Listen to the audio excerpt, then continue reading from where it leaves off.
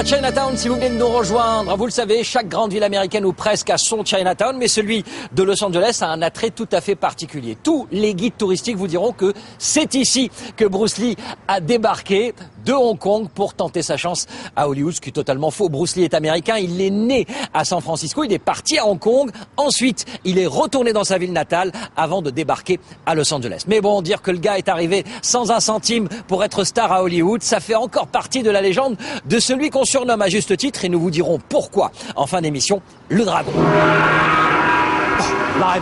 Kaito, c'est grâce à ce personnage joué par Bruce Lee dans les années 60 que le kung-fu est devenu populaire aux États-Unis. Le Frelon Vert, c'est le titre de cette série, est aujourd'hui adapté au cinéma.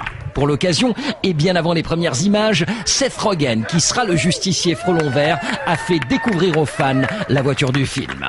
They can look forward to us, keeping some of the aspects that they originally liked. Obviously, I mean, we're starting out pretty close to the original, but at the same time, we weren't held back by it. We really just wanted to make an original movie, and we built on it where we saw it necessary. Quant au nouveau Kaito, qui n'était pas là pour l'événement, Seth Rogen a fait appel à l'acteur taïwanais Jay Chou.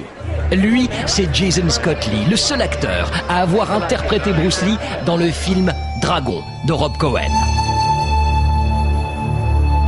Jason Scott Lee, aucun lien de parenté, est un Polynésien, moitié tahitien, moitié hawaïen. Choisi pour son look et son physique, Jason Scott Lee n'avait jamais jusqu'à ce film pratiqué les arts martiaux, ce qui prouve qu'il est très bon acteur. Mais 17 ans après Dragon, Jason Scott Lee a toujours cette image de kung-fu qui lui colle à la peau et qui rejoint d'ailleurs ce cliché hollywoodien tout asiatique et spécialiste en arts martiaux.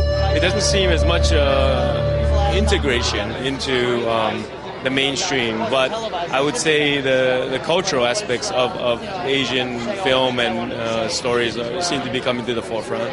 En clair, cela veut dire, lorsque vous êtes asiatique à Hollywood, faites des films asiatiques ou avec des thèmes asiatiques et vous avez plus de chances de vous faire remarquer.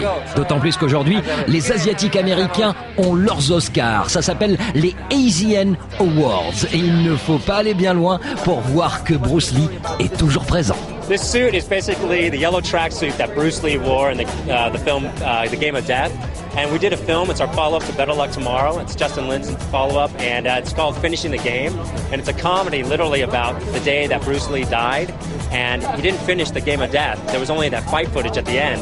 So our whole movie is centered around Hollywood's panic to find the body double to finish the Game of Death. Hence, it's Finishing the Game. Thanks a lot. Thank you so much.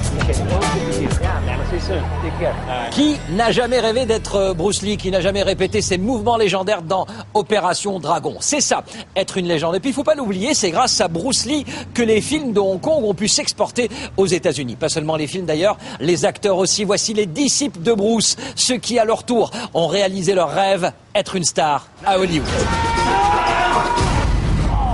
Jackie Chan et Jet Li. Face à face, dans le royaume interdit, ils montraient leur savoir-faire. Jackie et Jet, toujours aussi impressionnants malgré l'âge, qui des deux à présent pourrait prétendre au titre de successeur de Bruce Lee? Oh, good question. You know what? I actually don't really, if only for seniority, I might say Jackie, because actually it was Jackie who kind of got me back into Asian cinema after I started drifting away from it. I don't like all the wire work, this phony stuff. I'd rather see the real. Those guys are very capable of the real thing. I like to see them do the real thing. Bruce has such individuality and uniqueness as a person. It's hard to kind of duplicate that. And Jackie came along, and Jackie was such a special human being. So Bruce is Bruce, Jackie's Jackie, and then there's going to be someone else. There's going to be someone else coming along. But to try to recreate it or duplicate it, I think it should be avoided. Life is always in a cycle, and when Bruce Lee first hit, it was huge. Then it went away. Then it came back up again, went away, and now we're on an uprising. Jackie Chan sera cet été le maître de Jaden Smith dans le nouveau Karate Kid, et face à lui, à l'assaut du box-office et en concurrent sérieux, Jet Li dans The Expendables avec à l'affiche Stallone et Jason Statham.